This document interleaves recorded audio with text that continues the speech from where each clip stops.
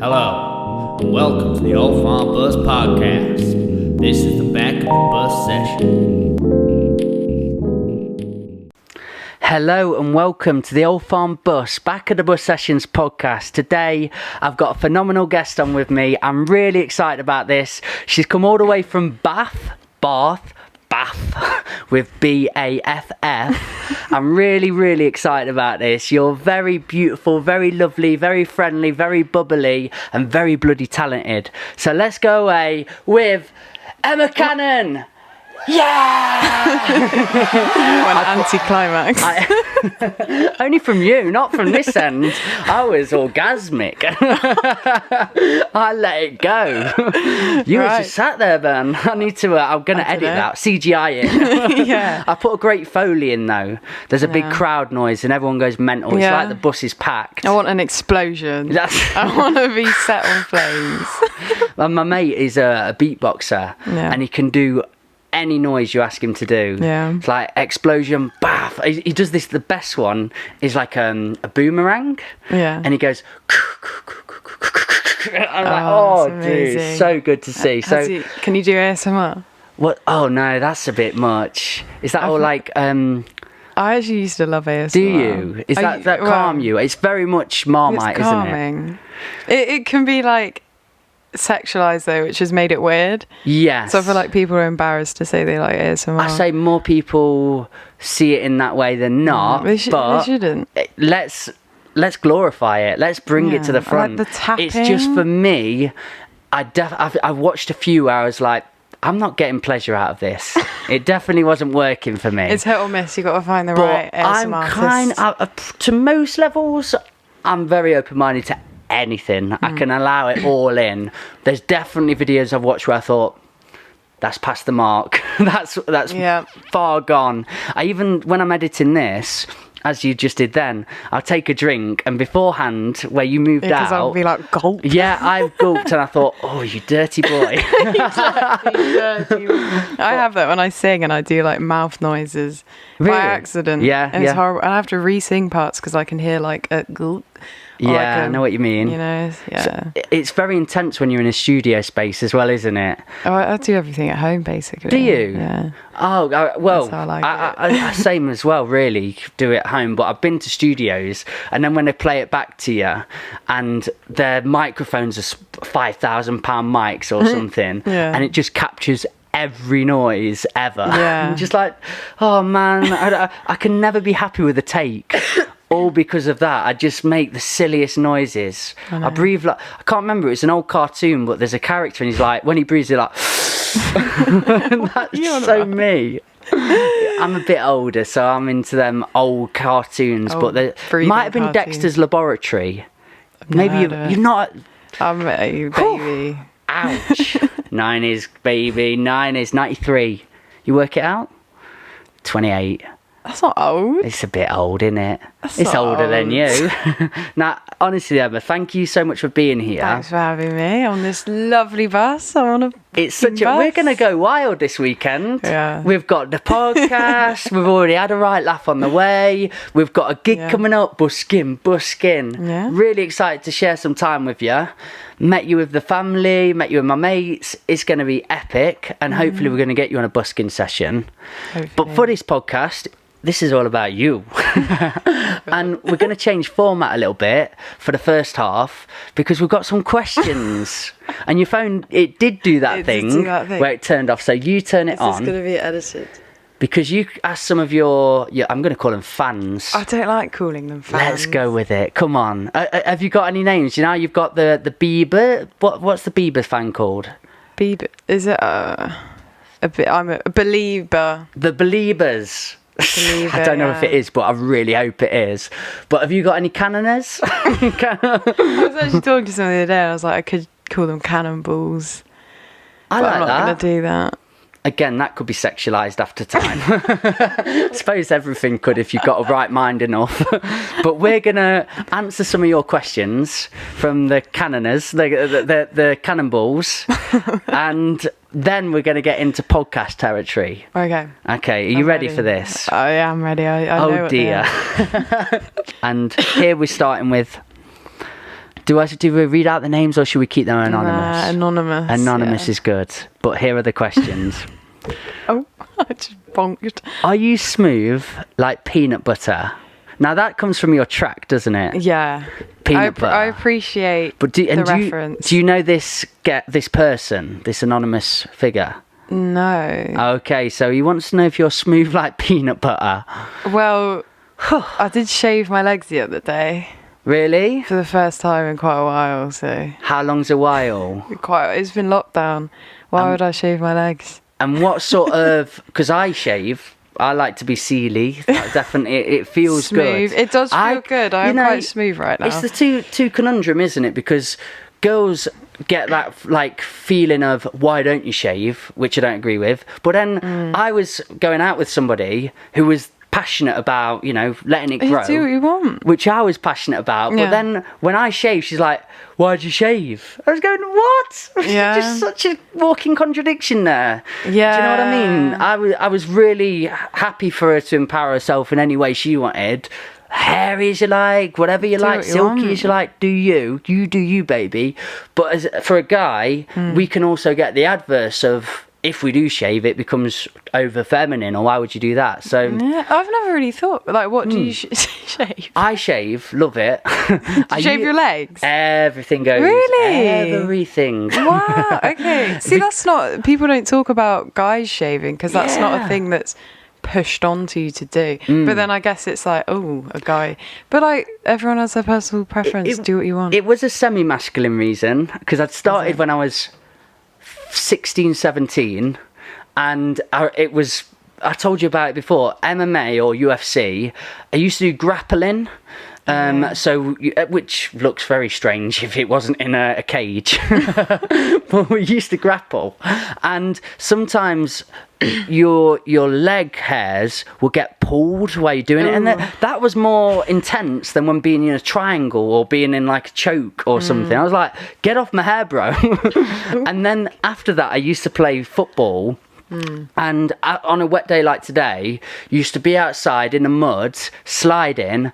Do you know if you get home and you think, I can't be arsed to shower yet? Yeah, absolutely. The mud clumps onto you. Sticks and then oh my God. Yeah. You've got to literally drag it out. So Pick it out. I had one day where I just thought, you know what, I'm going to shave it. I've never gone back. Really? It was the best feeling. Good. It feels really good. So how far did you let yours... Not yours, your legs and everything just go free? Just quite a while. Honestly, I just didn't have the time. It's Brilliant. a lot of effort, and so I don't really care. That's a good answer. But I like it. So I am smooth, right? And also it's summer, so my legs are out. And this person didn't specify what peanut butter, which was a terrible mistake, because there's crunchy. Well, it's smooth peanut butter. It's pretty smooth, but the crunchy isn't. Yeah, it's like, you smooth? Oh, you smooth? You see what I'm saying? Didn't specify which peanut butter. A loophole. So I thought, come on, man, you just got to be a little bit more direct with your questioning next time. It's grilling him. Yeah, but good answer. I think you were thinking of smooth peanut butter, and that's what the song's about. Exactly. I guess. We'll get into that. I'm excited. Okay. Right. So next one, anonymous. In a box of mixed biscuits, which one is your go-to? Mixed biscuits? Yeah, so there's a lot of different... I don't think I've ever bought a box of mixed... maybe I have. Come on, you've got to have a biscuit preference. Well, I'm gluten intolerant. But before I was gluten intolerant, I would have gone... Well, I don't think custard creams come in a mixed selection. Yeah, definitely. But why would you get a mixed selection? Because people like choice. Why? I think that's just a Christmas thing. No, honestly, there was a thing back in like 60s. I wasn't born then, but my grandma used to work in a shop. Yeah. And they used to do, it's called broken biscuits. So you could just go in and get a handful and keep putting them all in. And my grandma loved that job because she tells a funny story where one person, and she's the loveliest human on planet Earth. She is the nicest woman. And this is the worst thing she's ever done to anyone. And the woman come in and she was like, I want them biscuits. And she goes, well, they're the same. She knows that I want them. So she went over to the biscuits and she scrunched them up more so they were really broken. Oh, no. And that was her version of doing the worst worst thing to someone. What an absolute crazy grandma. So I think, can I come in with you? Custard creams are the best biscuits ever made. I think so, yeah. 100%. And I am gluten intolerant too. Are you? Celiac. Wow, we're literally the same person. We've had this discussion. We are mates from this. I have made a proper mate today. Are you yeast intolerant? I came back because when I lived away, I'd be eating there's a thing called pap, which was the staple diet in South Africa, which is just gluten condensed into mush. It was kind of nice, but I got so ill, like the worst I've ever been. So I was living out there for a year, but I came back for 1 week to just get bloods done and everything. And it was just gluten, but also he's like, stay away from barley, stay away from and just anything that I used to like. I know, honestly. Yeah, mine was triggered by food poisoning. You get like intolerance is triggered by food poisoning. So I'm vegetarian. But when I went to Budapest, I worked at party hostels.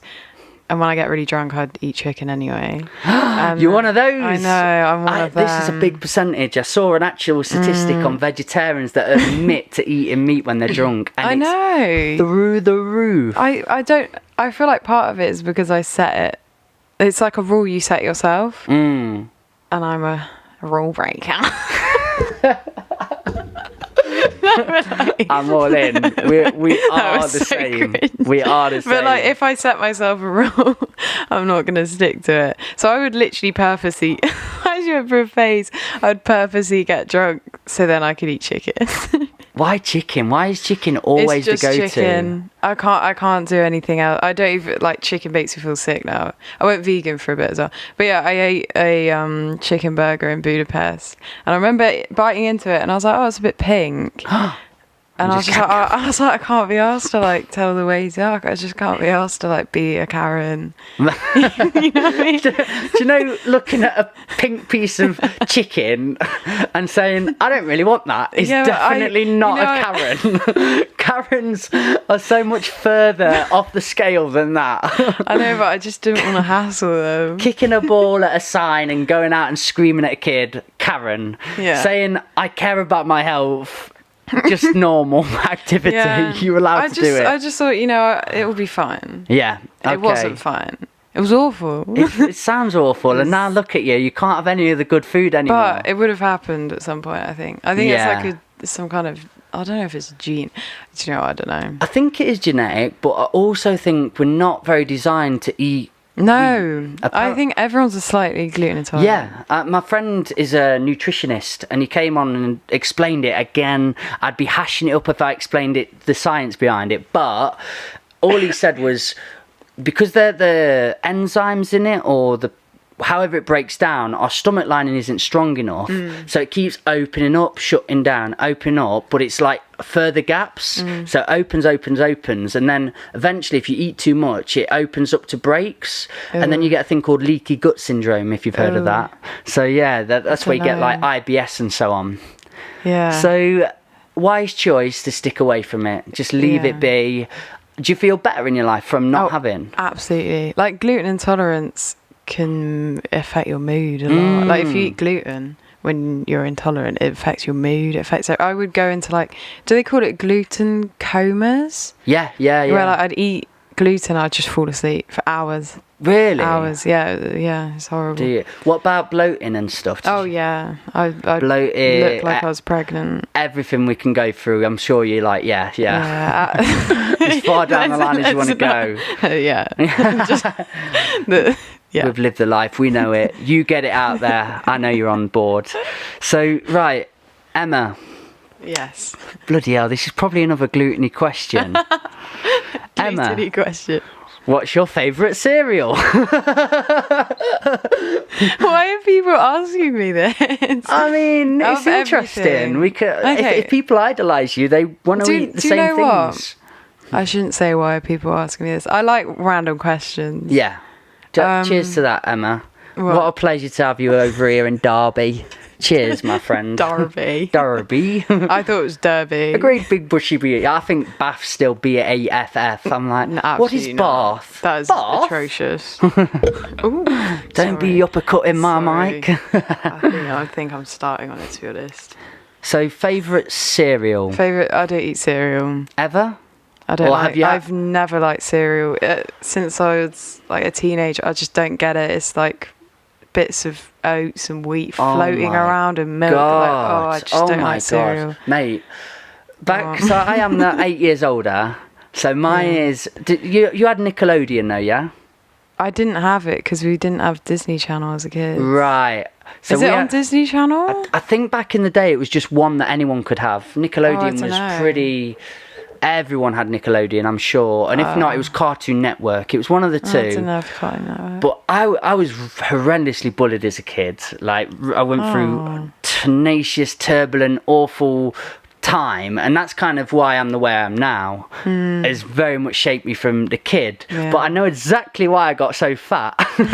And it was because I'd eat a box of cereal a day, easily. Wow. What kind? Well, so I'd get on Dexter's Laboratory, or I'd get on SpongeBob, which is one of the ones, or Drake and Josh. SpongeBob. And what I'd do is fill a bowl, put the milk in, eat the cereal sort of with a bit of milk, but I had a lot of milk in.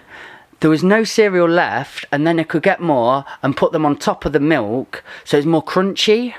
And I had I had a real system to how I'd eat cereal. And so the ones at the bottom would go soggy. So you had crunchy, soggy. Wow. And then afterwards, you'd go for it again. And it'd go crunchy, crunchy, soggy. Oh, my God. And Cocoa Pops. Okay. Yeah. Yeah. Has that sort of re-enlighted your fire for cereal? It's just so like... Chocolate milk, man. Chocolatey goodness. But in the morning, why would I want to eat cereal? Just start your day. You sound like an advert. They do, I am a walking advert. Cocoa Pops. Coca-Cola, man. But they do a white chocolate one now, and I've not tried it, obviously. White chocolate Cocoa Pops? Yes, yeah. Nah, it's too far. And then... The one after Cocoa Pops I fell to, great question by the way, whoever this is, definitely not for me. But it was the mini Weetabix with the chocolate chips. Are you in? I used to eat that. That's good. If I used to eat cereal, I would have the mini Weetabix, or I'd have those golden nuggets. But now I eat them and they just taste like...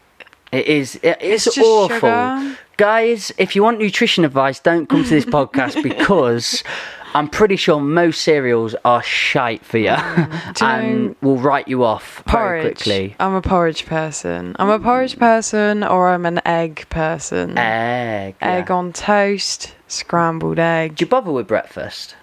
Do I bother? Really depends. It really depends. Sometimes I wake up and I feel like I just don't need to eat at all. And then sometimes I'm starving when I wake up. I don't really have like meal times. I just eat when I'm hungry. It's a good way of being. Is it though? Because I heard... quite ancestral. Our ancestors. So like growing up, evolutionary. You eat I when suppose. you're hungry. I don't know. I mean, maybe, or did they have set times? I don't know. Yeah, but no, I was watching what is it? The Secret Lives of Skinny People on TV, and there's like a fact that if you have really set meal times, you're more likely to be slim because it like your body clock suits the meals. Something like that. But I'm too unorganized for that. I'm not unorganized. I'm really organized but unorganized at the same time. I know are you aiming for skinniness? Is that skinnier? What's that? For got a nice figure, a nice look to you, but you said skinny, didn't you? You're more likely to be skinny. If you're slim is the word. Slim. I don't know what the right word is. Okay, I was going to say, because that doesn't sound like a good thing to aim for. I don't know. Yeah. Yeah, I don't know what I'm aiming for. I'm not aiming for anything. I want to aim to feel good. Yeah, So nice. I eat what I like to eat. Wheatgrass. Yeah? Does that feel good? Like, does that... Oh, you drink wheatgrass powder in a bit of water. Yeah. This is what It looks Josh scary, though. showed That me. looks like it'd light It's up in the... green. Is this Josh from Project Zeus has mentioned this to you. No, this is my producer Josh. Okay. Laser Fox. Yeah. So when I went round his, he was like, yeah, big up Laser Fox. He was like, he had wheatgrass. He's all into his health and everything, and he makes like sauerkraut. You know sauerkraut? Yeah.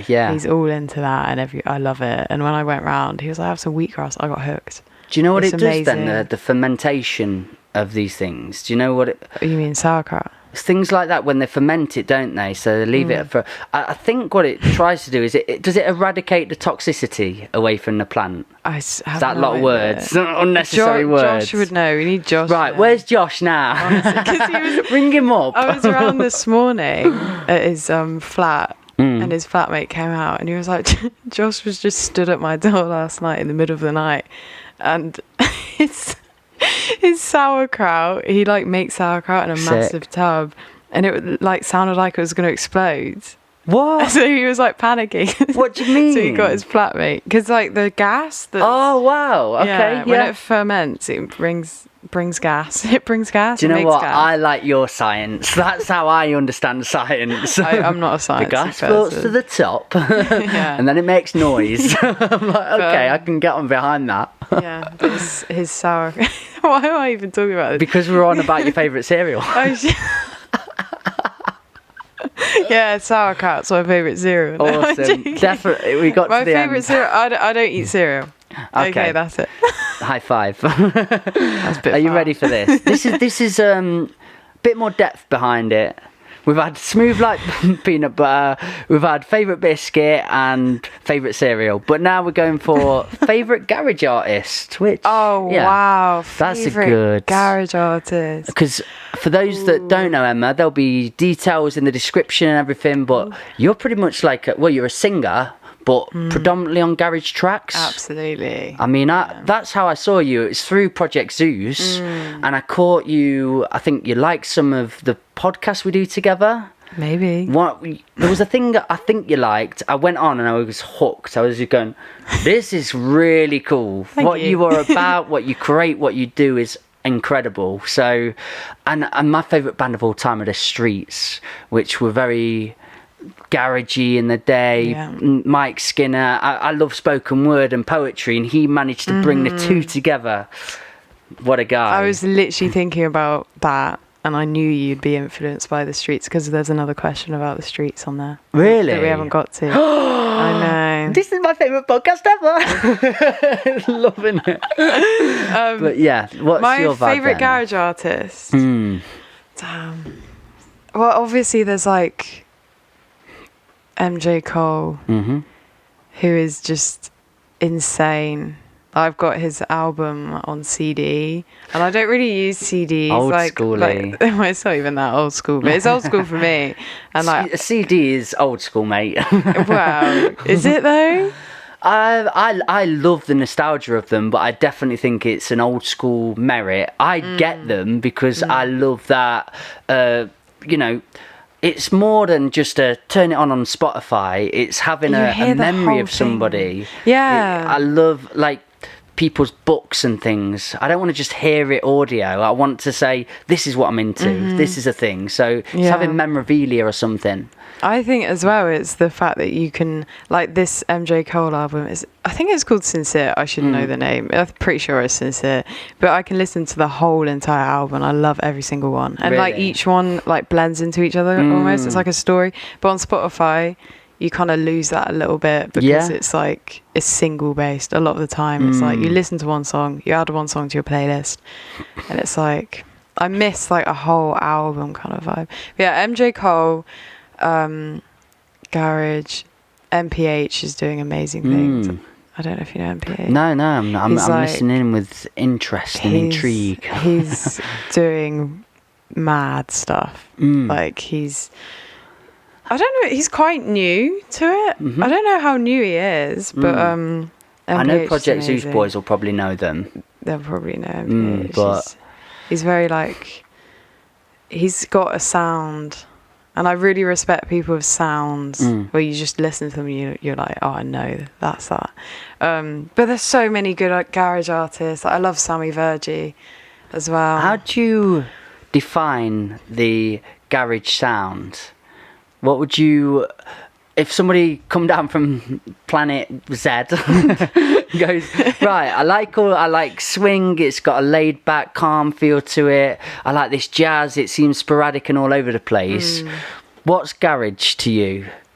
It's about the beat, I think. Beatsy. Like, see, I'm not even that educated on garage. Even though I'm a garage artist, I only started listening to garage like a year ago. Before that, I didn't even know what garage really was. Mate, that's wicked. I'm exposing myself. No, that's wicked, man. That's so authentic. People vibe to authentic, and that's what you're embody. You're just like, that's really what I enjoy about you the most. When I listen to your lives or anything, there's that innocence there's that playfulness, there's that truth, and all you're going is, listen, I'm just enjoying this ride. I'm not claiming to be the best at it or the most real of it or anything. I just doing it and I'm enjoying it. So get on that train. I think it's wicked. Yeah, I'm just doing my thing. And I'm not like, I don't know, I used to look up to artists and it's kind of like they act like they know everything about their certain scene. Bang on. And it's like, it puts me off people so strongly. No one knows everything. Why do you want to? It's a lot of pressure. Yeah. Again, I'm an empath, so I felt it in my psyche before, because when I got into poetry and people start putting you on bigger stages or you perform and you get a bit of props and a little bit of people coming and congratulating you and stuff, your ego maybe gets a little bit inflamed.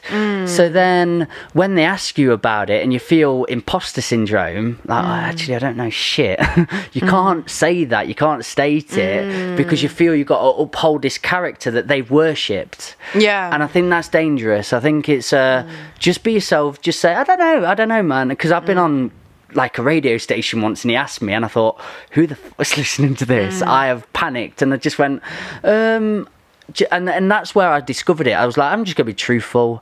I don't know much about poetry. I got kicked out of my schools. I hated it from here, but I just write because it's cathartic and I can express myself. And then we had a great conversation rather than me trying to pretend I knew poetry. Do you know what I mean? Yeah, it was I get you. Powerful. I think as well you can be more unique if you don't fully understand everything, because like I'm not gonna lie, I don't fully understand what makes I know it's the BPM, which is like 125 to 30. Okay.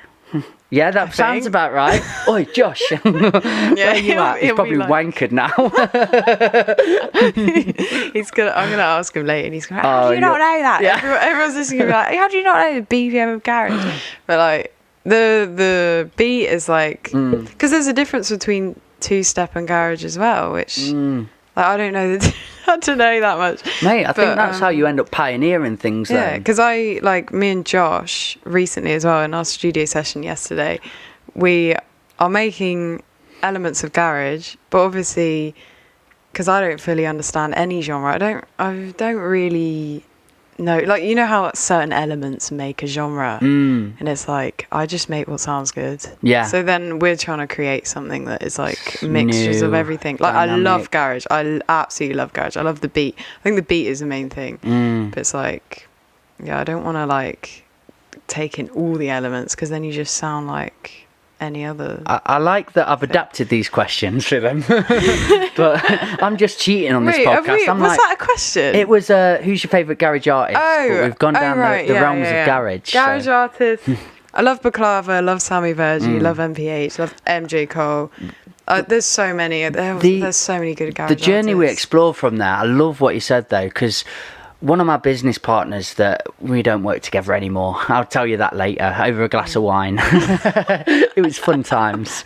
But again, he was a lovely fella, really achieving, highly achieving, but then just got a bit toxic with it, and probably both bashed egos together at some stage.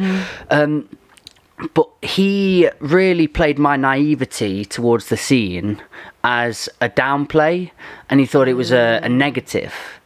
But what you just said then, I turned it on its head as well. I think it's positive to go into a scene, not know much about it. Again, even not knowing who you talk to. Because imagine if you go and speak to like someone, your hero, or somebody that you really admire, you're sort of very different around them, and oh God, I don't know what to say.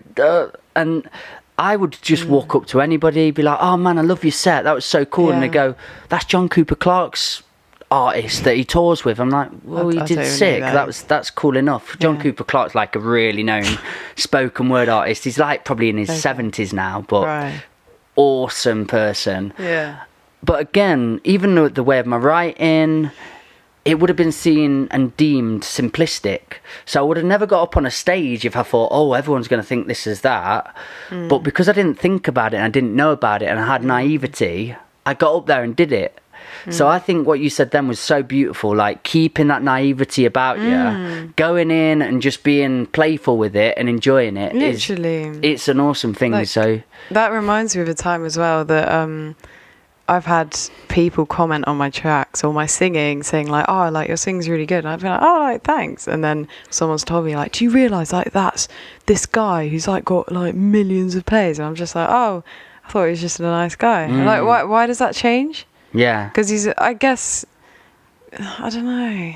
Everyone's just a person. The more naive you keep yourself, the freer you're going to be, and you won't build it up. I need to stop being. I don't know. I try not to be naive. When it comes to the business side, you can't be naive, which is what I've recently learned. Keep the balance, like where we go to. Yeah. Like, I don't even know if it's naive. Is naive the word? I think it's not. It's not like putting people into like seeing people above you because they've got more followers or more plays. I suppose that was an example. Another is in your creating art, the creativity side of things. If you can keep that, there's not a set structure of how to do it. There isn't just doing this formula, this is what works, because then you're going to imitate and you're going to become the same as the people you listen to. Yeah. But if you can keep that sort of, I like them, eclectic mix, I don't know who I am yet, make that, it pioneers, it brings something new to the table. And I think that's what the scene needs. That's literally like what me and my manager. Oh, exclude. That's where the balloons come down, the confetti comes up.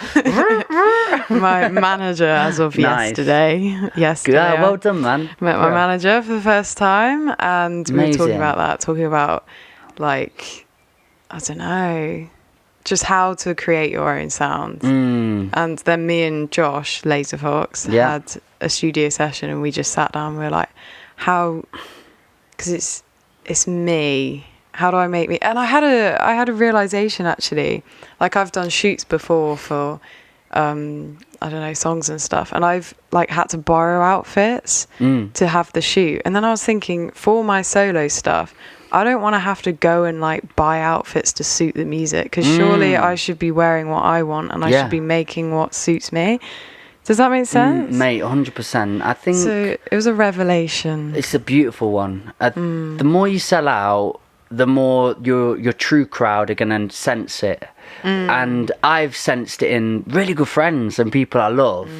And I just said to them, because I like saying it, I'm like, did you want to do that? Or is that something you've been told to do? Because it doesn't feel like you. And...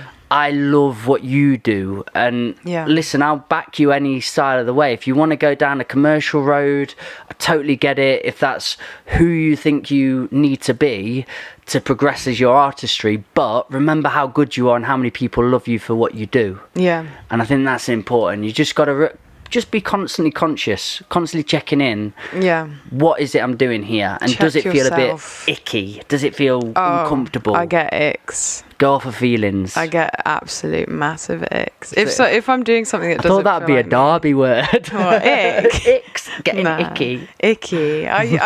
Me and my best friend always called the ick, like when you really fancy someone, and then like suddenly you're like, oh, actually no. Yeah. We called it the ick.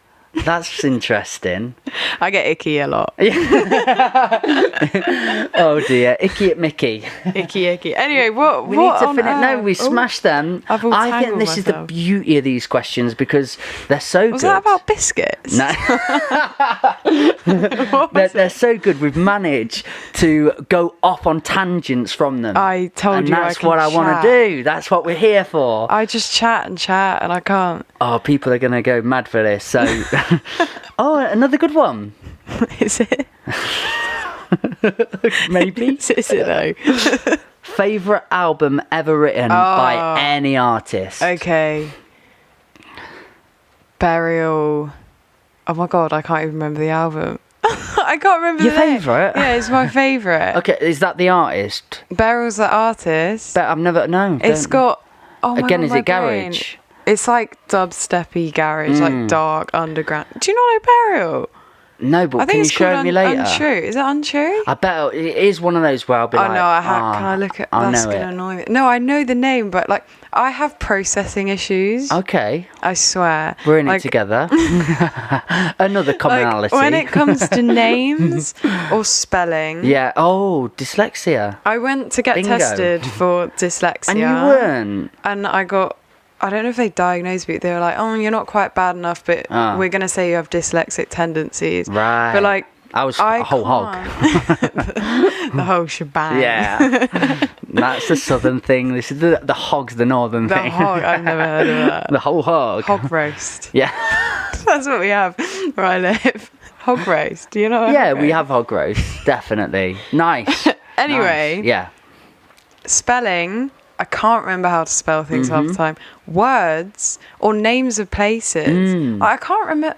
I was actually talking about this at Josh's yesterday. I just can't remember words. Like someone will tell me the name of a place and I just can't remember it. Like, do you I get just- quite irritated with that? Do you struggle with it? It frustrates me Yeah, because yeah. someone will literally tell me the name of somewhere, and there's certain words or names of places they just don't go in my brain, and it's so annoying because they'll be like, "Are you joking?" And I'll be like, "No, I'm not joking."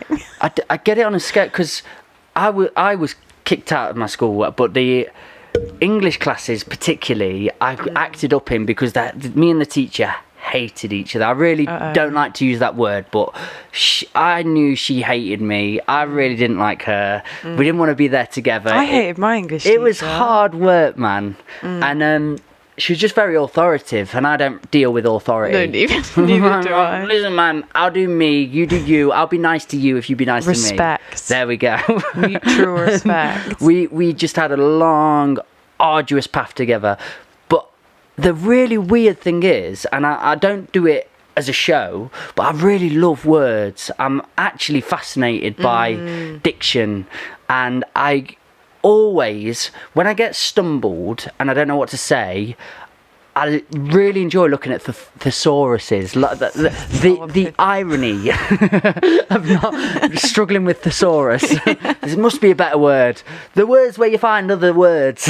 Yeah. But I love them so much, but when I lose them, when they escape my diction and I can't articulate myself well, I get so frustrated with it. It's really annoying. Yeah. The other day, me and Chrissy were talking about something, and I knew there was a perfect word to describe it. It was somebody who was being really, again, bureaucrat, authoritarian, just stickler. Entitled? Yes, and the word I wanted was Puritan.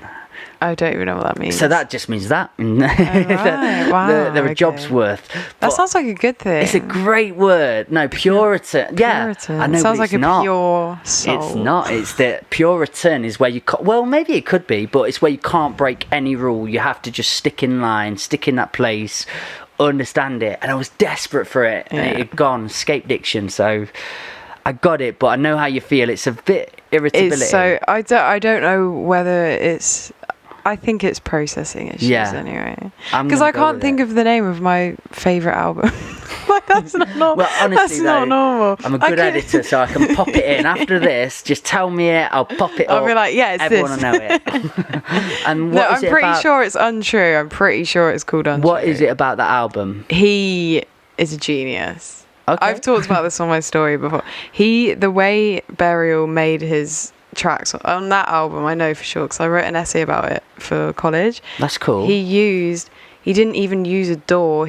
A DAW, a digital audio workstation. Yeah. You know what? You do use it. Yeah, I'm with you. Sorry to look so blank at you. So he didn't use What was that? Ableton. He didn't Yeah. use Logic. He used SoundForge, and the way he's got like really unique drums, which are like they're very skippy and shuffly, and the way that he made his drums sound like that is he looked at the audio and it would make like a fishbone shape.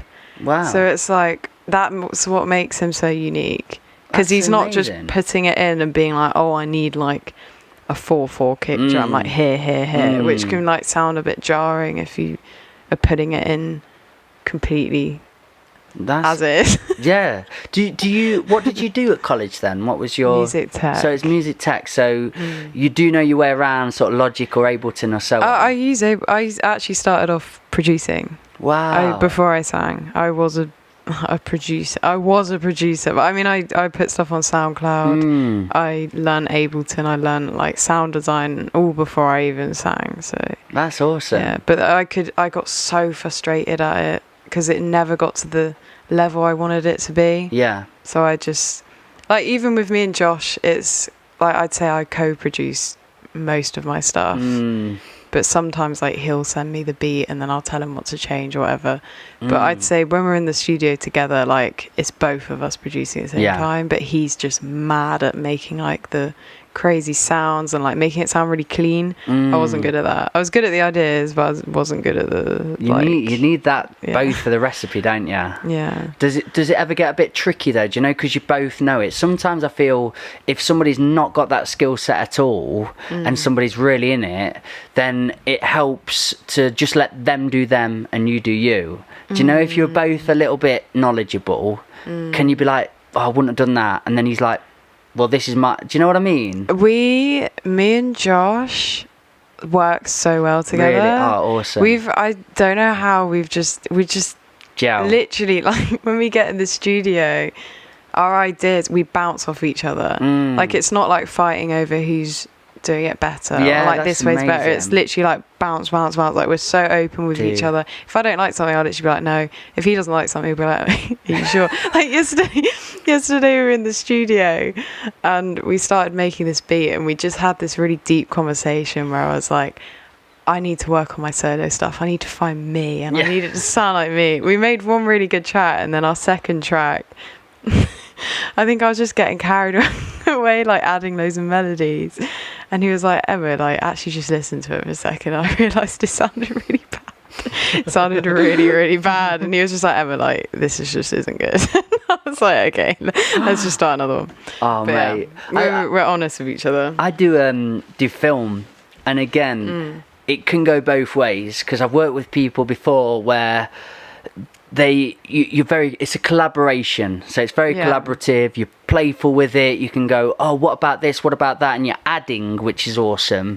But I've definitely worked with people, again, when you're both self-employed and you think you know the way. I can mold quite well to a degree, but when it's just, oh, you're just doing you now and there's no me involved, what's the point? That's when it gets a little bit eggshelly. Do you know what I mean? And I've worked with both before, and I like it when it feels you're a part of it, because that's what you want it to be for your product, don't you?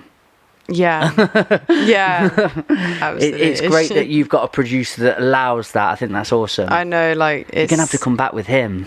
Yeah. Would we get on? Yeah. You would. Yeah, you my would. Mate. I don't like. Yeah. He's great. I love him. He's literally like my best friend. So I'm so blessed. He's my mate then. Josh, you're in. We've got. Oh, this is the last question. Oh, is it the last one? We've done 6. Yeah. We. Are you sure? Do you want me to go back through? We've got. Are you smooth like peanut butter? You shave your legs. Which is your favourite biscuit? What was it? It was custard cream. Custard cream. So sorry. Favourite cereal was none. Sauerkraut. Not quite. Your favourite garage artist was just loads of them. So many. You ruined that question. Also, Mikey B is actually one of my favourite garage artists, but he does everything. He's quite. Is he amateurish? No, Mikey B. No, but I know lots of people that work with him. But Mikey, really? Yeah, is he quite known? He's been producing for like 10 years, I think. Oh, wicked. No, because I'm not part of the garage scene, but I've definitely known a lot of people work with him. Really? I thought he was local. That's why, because I keep seeing his name pop up, like, been working with Mikey B, and I think, are you sure? He sounds like a Knots artist or something. He's from Leeds. Oh, well, it's pretty close. We're not far from Leeds. I don't even know where I am. Yeah. You really have just landed on a bus, haven't you?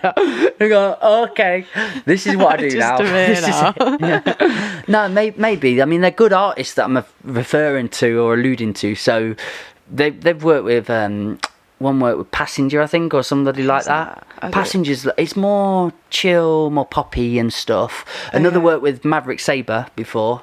It was a wicked track. Maverick Sabre. Let me try and sing now. I'll give it some. It's like that. What's his favourite song? I will know his songs. He does a version of Sam Cooke's "I Was Born," and that's literally how he sings. He goes, "I was born by the river." Did you not know who it was then? Because that's a good that's a good version of what he does. It's very strange. I love him though. Wait. Great artist. Maverick Sabre. Okay. Right. But Mikey B. Yeah. Go. Mikey B is into like he's all about. He wants to make a lot of songs. He loves getting new talent. I think he loves doing that. So that'd be, and he sprouts about. Have you ever messaged him as a Mikey potential? B? Yeah. We've got a song out together. That might be another person I know it from. That's it. You're a fake fan. And he's one of your favourites.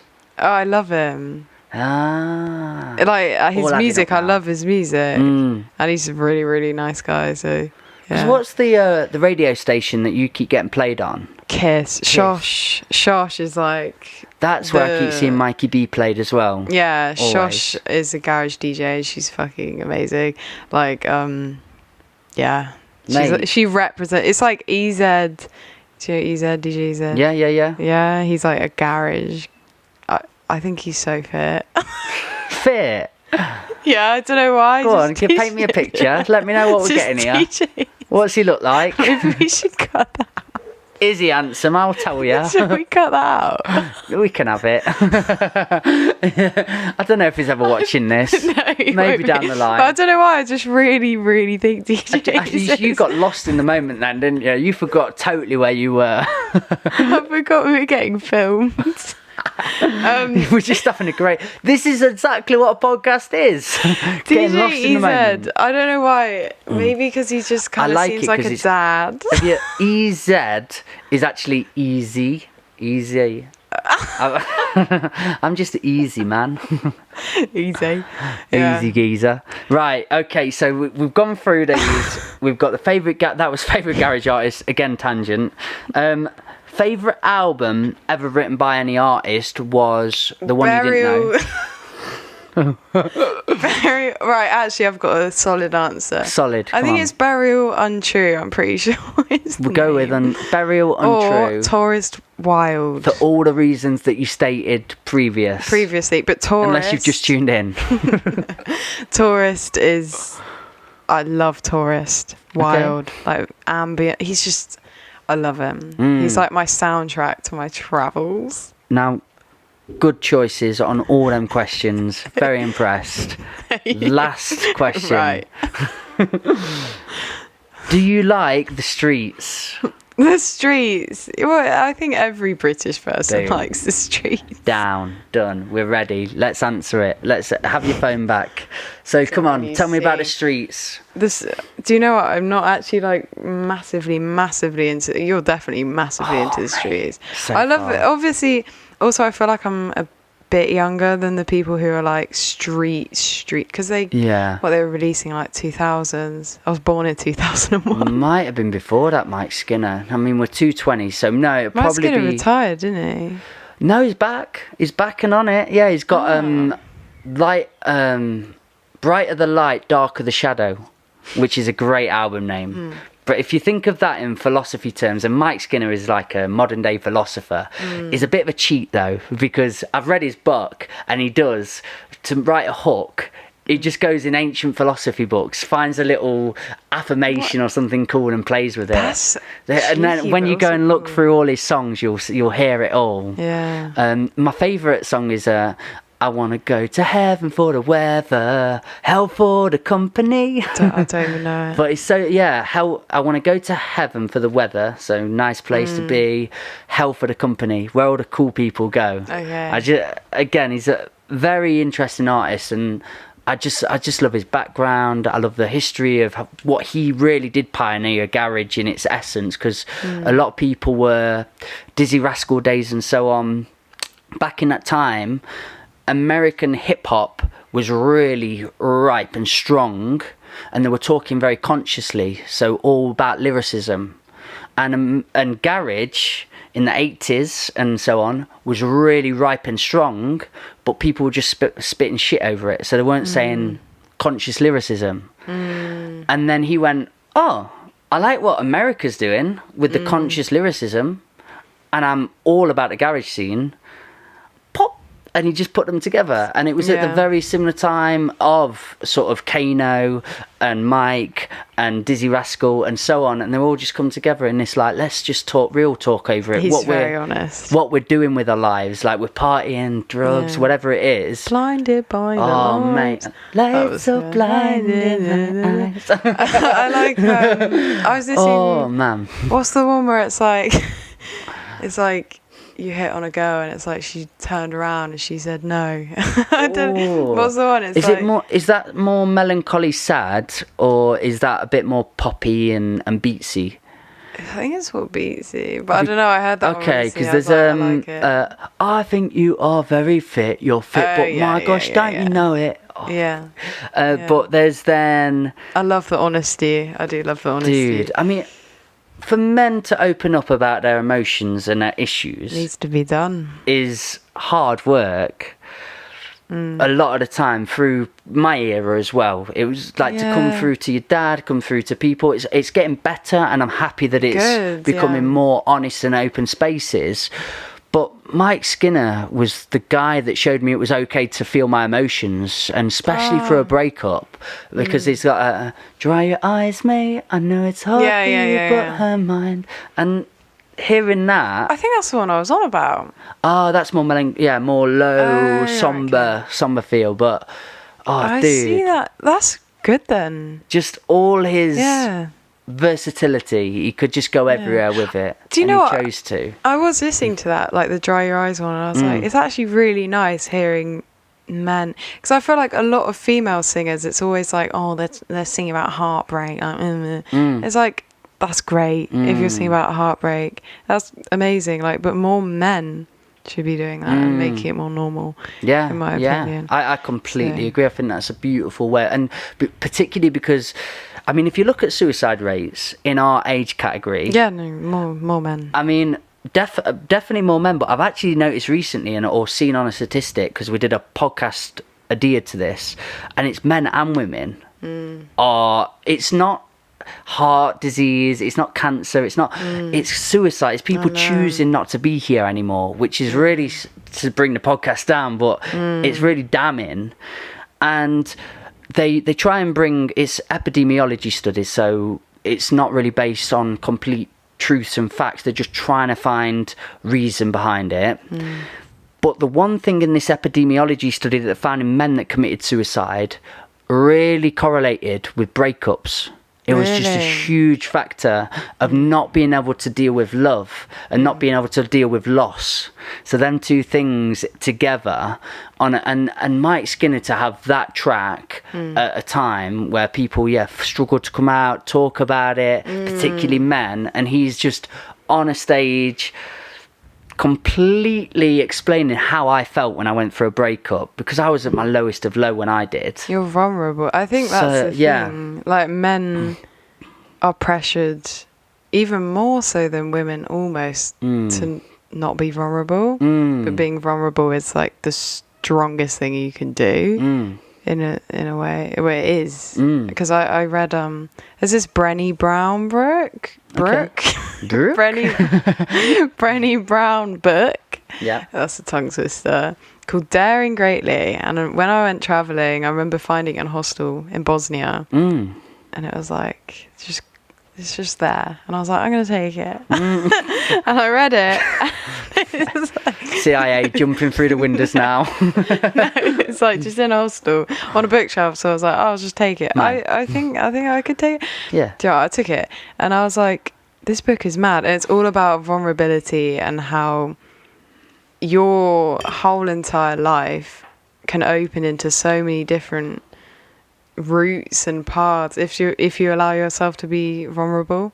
Feel. But if you're too scared to do things for reasons that aren't even that valid, then you're just closing yourself off completely. Because you would have built them up to very valid reasons, but when you separate yourself from, you separate your ego from them, they're actually probably far adrift from a problem. It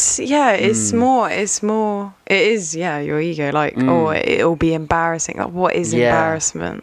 I feel like you've lost that sense of self, or that sense of ego to a degree. Like how we've met today, how I listened to you talk, how we've interacted.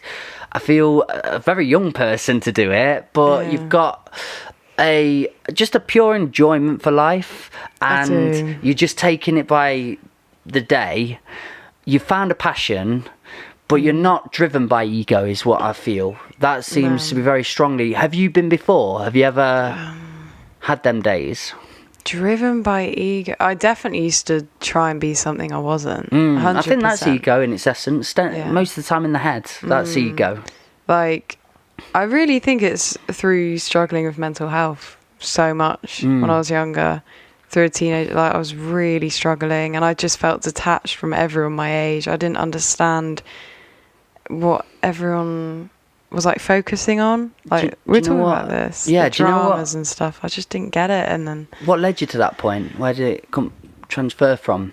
What, the mental health? Yeah, getting to like not you go as far down or deep as you want to go, but I'm definitely fascinated. I'm very open. I was diagnosed with OCD when I was 16 or 15 or 16. I can't remember. The trickster in me wants to like move your cup there and go, what do you think to that?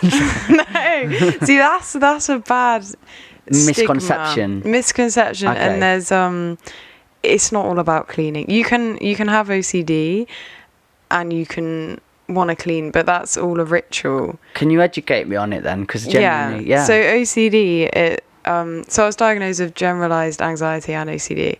So OCD is almost like it sprouts off of anxiety. So it starts from anxiety, and it's basically it's fucked up that your brain tries to protect you, and uses OCD as a coping mechanism. So if you feel anxious, you'll do a ritual, which your brain will tell you like, this thing isn't going to happen because you've done this ritual, basically. So then it's like a shortcut that cuts off the anxiety, but in the long run, it's not a good coping mechanism. But your brain is trying basically to cut off the anxiety.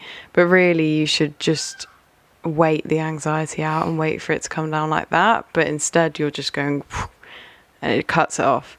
But then the more and more you rely on the rituals and stuff, the more it just takes over your life. So I was doing rituals all day, every day, all day. I had multiple different ones. A lot is based on counting. So I'd like have this tapping thing, and I'd be scared of the number 3, which is actually a common thing in OCD. Wow. Stuff like that. And where did it come from? I don't know. I went through CAMS, and I had a psychologist that I did therapy with when I can't remember if I was 15 or 16. It's kind of like, it's all very blurry, like this stuff. But we figured out that I had OCD since I was 5. I think it's just wanting to control your environment when you're a child. So stuff that was going on in my family life, I wanted this sense of control because I didn't understand what was going on. But yeah, I can't remember what we were actually talking about. Talking about your mental health. And mental health. You sort of got to that stage of life and what you went through and why you got there. But that's, quite... But I would not change anything that happened in my life. Like, I've had traumas, I've had some stuff happen. Everyone has stuff happen in their life, but it's like, I wouldn't change anything because I've grown so much. But the only reason I've grown is because I've talked to people about it and I've gotten the help. And I've been so lucky that I've managed to get like a psychologist, especially at that time through the NHS, which is kind of shitty for mental health. But even my mum is amazing with mental health. Like when I was 17, I came out of CAMS and I was still suffering with anxiety, even though my OCD has gone. She would like pay for me to have a therapist, which is like amazing. Incredible. So it's like she's amazing. It's prioritizing your mental health and talking about it, and then you just grow. I do snippets of this podcast, and I've definitely taken that little bit because I think it's really important and vital what you said there, and the being able to talk about it, being able to be open about it, not having to just sit inside and think you're the only one going through it. Is so important. And you do get to that stage with mental health, whatever it is, whatever journey you're on, you can get to a bit of a point of, I'm the only one that's experienced this before. I'm the only one that knows what I'm going through. Oh my God, there's no help out there. There's help. And there is literally help that I didn't even realise about because I was too scared. There's like help specified to specific traumas as well, like charities and stuff. Amazing. And like you only find out about it if you talk about it. Yeah. And the truth is, like, a lot of people are going through not necessarily the same thing, but similar things.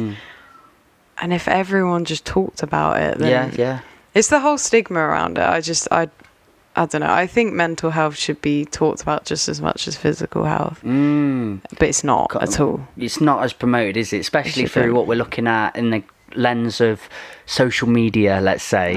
I mean, we don't have to go down there, but it's definitely an element where you can go, why are we all so focused on the body and the look and this vision when we know? So I've got loads of really attractive mates who are ripped up, shreds, or got their loveliest bums or whatever it is. They come and talk to me because I'm a person that does like to talk emotion, does like to speak about them, philosophical or whatever. I feel they can come to you and then they want to open up, they want to find that space, which I allow because I enjoy it, and we can speak about the mind and that. But I'm just thinking, I just watched your last post that you put up and it didn't correlate to how you feel, because we're talking now and you're really sad and down and hate this and hate life and hate that. And I just saw a post go up and you go, here's my abs, I look great, what do you think, and so on. And I kind of get it, I understand, but maybe that's not the answer. Maybe you need to go a bit further past it and a bit deeper into it if you want to realign feeling and body together. Do you know what I mean? Yeah, I feel like with social media a lot of the time people are performing and it's almost like they're a character online, like a facade, but then people perceive it as their actual life, but it's not their actual life. And that's exactly what I'm trying to do. Like, I'm trying to just prove that I'm a normal person. Like, I've gone on my story sad and I've been like, do you know what, I'm sad, like that's normal, because I feel like not enough people do that. Like, you can't be happy every single day. Like totally happy. You can work towards it and you can monitor it. Yeah. And you can change your perception on when you're really struggling. You can build and go, oh no, remember, if we go like this, we're going to go down here. So let's build from it. But it's not realistic to just think everything's going to be glory and rainbows. And it's natural. It's literally natural to just feel not as great some days. And if something stressed you out, just allow it. Allow it. And flow. I feel like social media is blocking so many natural emotions. It's all just like, look, I'm great, I'm having the best time, I'm doing this, I'm doing that. But they're all just snapshots of the things they want to show you. That's a big filter system, like, isn't it? Here's the, it's not real, 5% of my day, but you have no idea what the 95% saying. But then you scroll through the feed of, like, you scroll through a profile of someone, it's just like, oh, they're having the greatest time all the time, and then you're like, oh, why?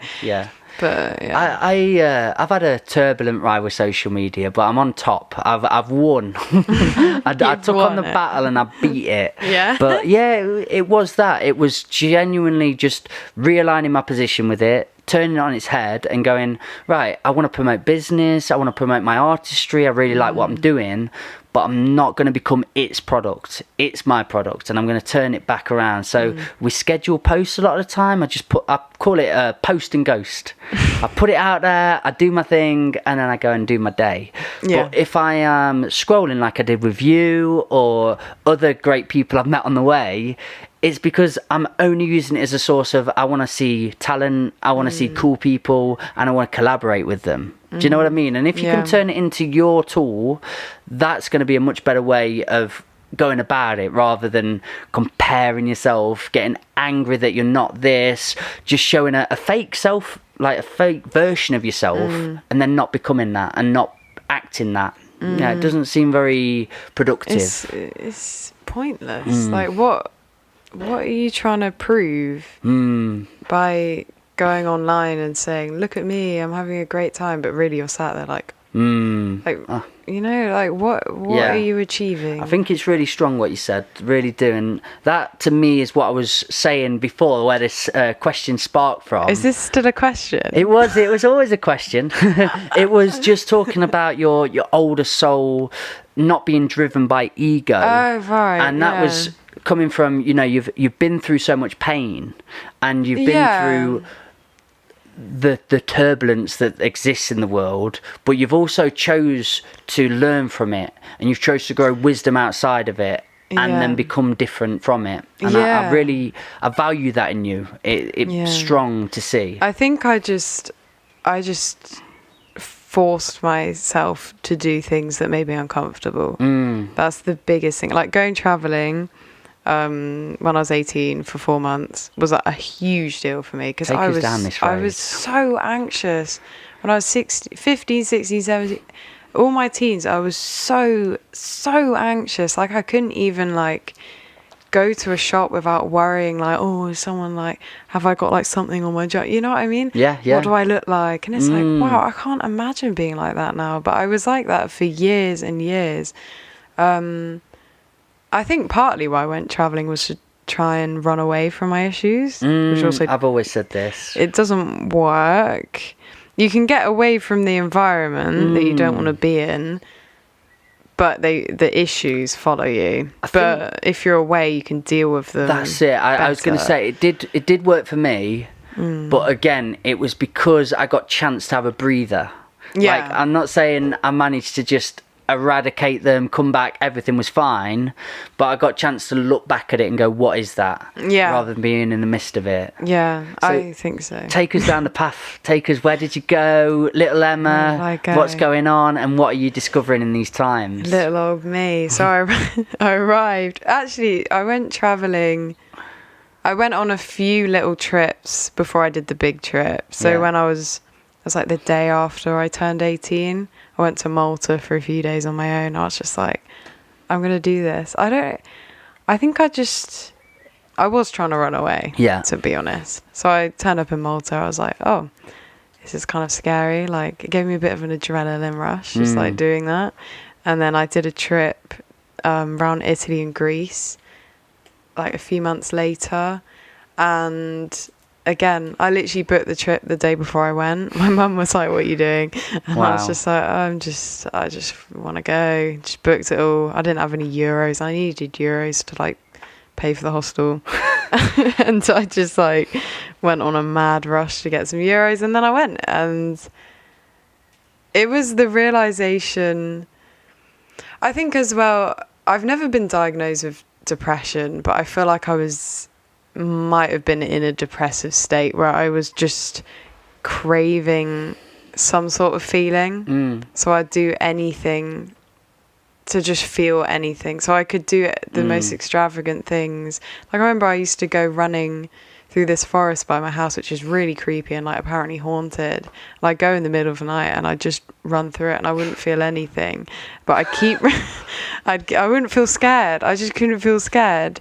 And then I'd keep going every night before it got dark, or as it got dark, and it was really creepy. And then I remember the night that I finally got scared, and I was like, wow, I can actually feel scared again. Wow. Like, that's good. Yeah, of course. And I guess it's having the contrast of not being able to feel anything really, and just being blank because you're either so anxious or depressed or anything. Yeah. With the contrast of you can feel. Like, feeling is amazing. Yeah. So I think that's just such a funny way of finding it, because like the Running most through a forest. answer of that sort of, I totally get what you're saying, Yeah. but most people's sort of coping mechanism would have come sex and drugs or fighting, and you were like, so I went to a forest. around through a forest. No, I was like 16 at this point. Awesome. Yeah, I get you. 16. Yeah. So But I wasn't still quite think into my a lot of people drugs would have then. gone down to that Class A style stuff, so I'm glad you found the forest. Yeah, I mean, I think Yeah. that's where I've got lucky that I found it early-ish. I don't know, like, I live in a really small village. Awesome. Okay. So there's not a lot of All that nonsense, the madness, that cheeky stuff the going around. naughtiness, the naughtiness. Anyway, what was Yeah. I on about? You were where you gone travelling? Oh, yeah, I went travelling. I went away. Yeah, my big trip. So I just thought, I'm going to go away. I'd been in... I don't know whether to call him my ex-boyfriend, because we never called each other boyfriend and girlfriend.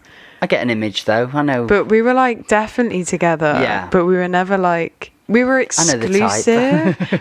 we were exclusive, but we weren't, like, boyfriend and girlfriend. Yeah. Okay. I don't know. I feel like...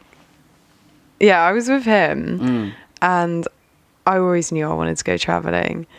And so I was just like, I'm going travelling. And he was a bit like, eh. But he was moving away anyway. So then we had like this massive, it was really sad. Like, we had to split away from each other. But we both didn't want to. But it was just what was going to Really? happen. Yeah, we didn't want to. Like, we didn't want to break up, but we were really young. I'm still young.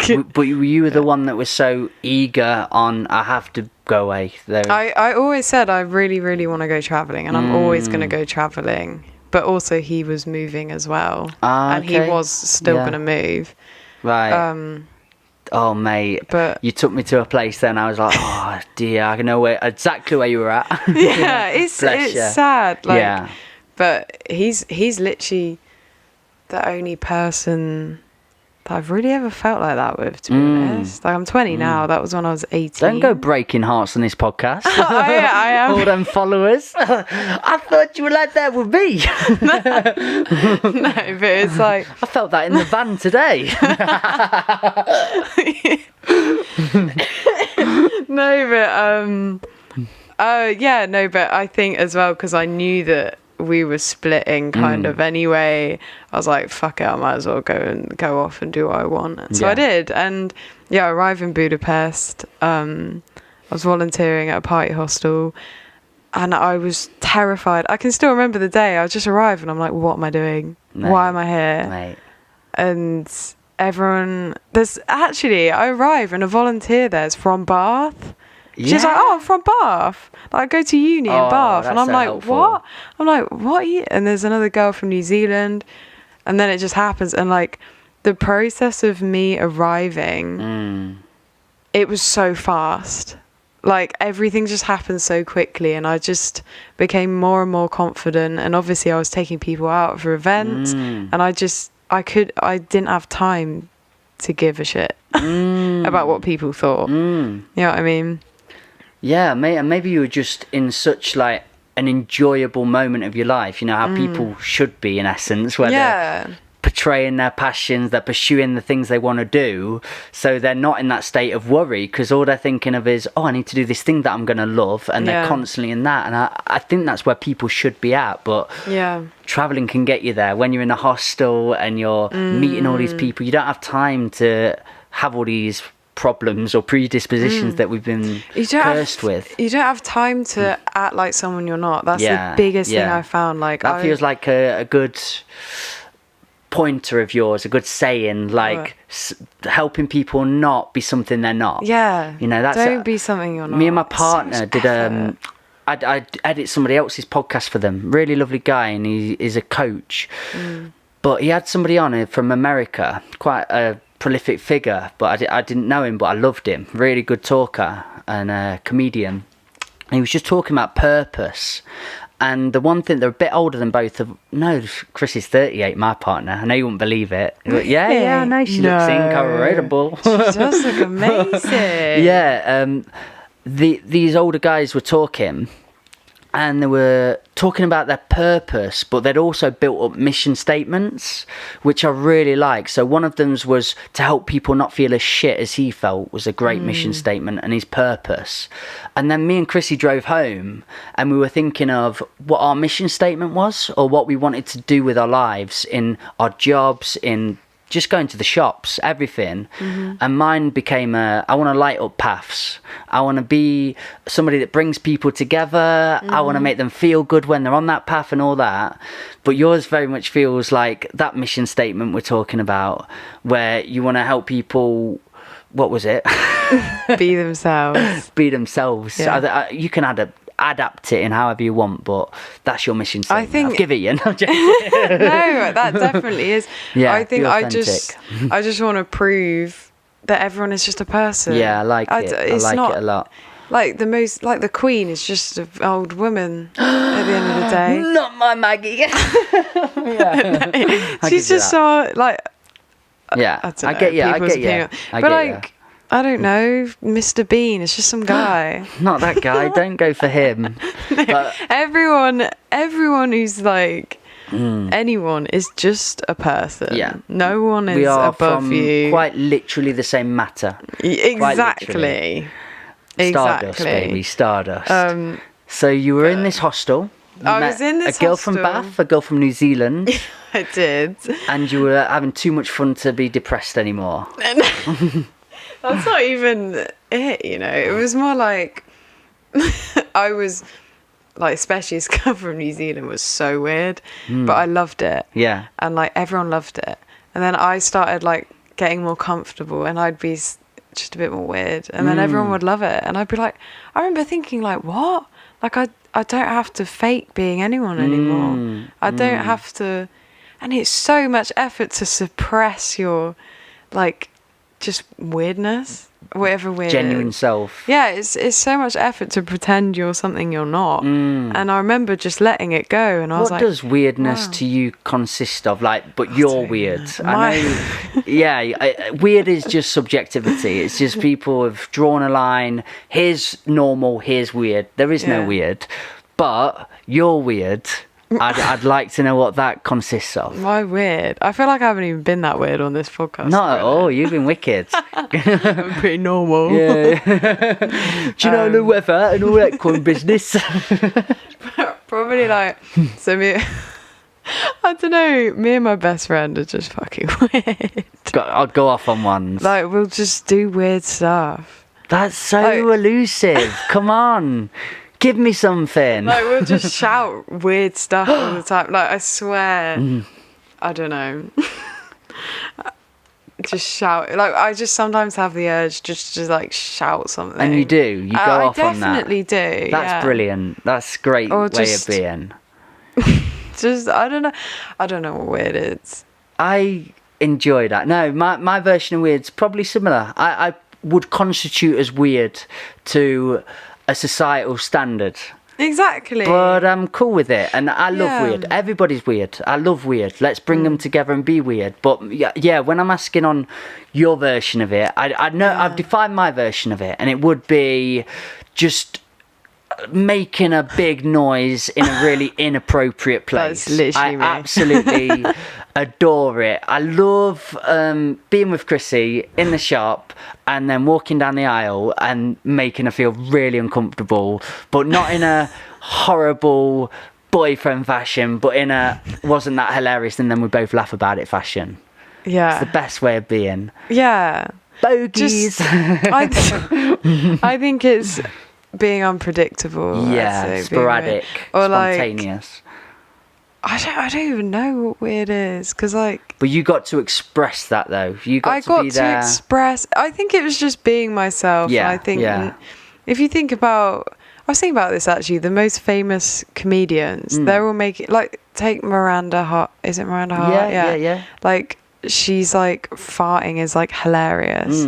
Like okay, everyone finds farting quite funny, but then you'll get people who are like, no, it's like completely inappropriate to fart. Puritans. And it's but it's like, well, why have we got comedians that like the whole nation look up to? Yeah. So surely everyone kind of finds it funny. I think what. Do you know what I mean? Oh, totally. Well, not every. I don't think farting's funny.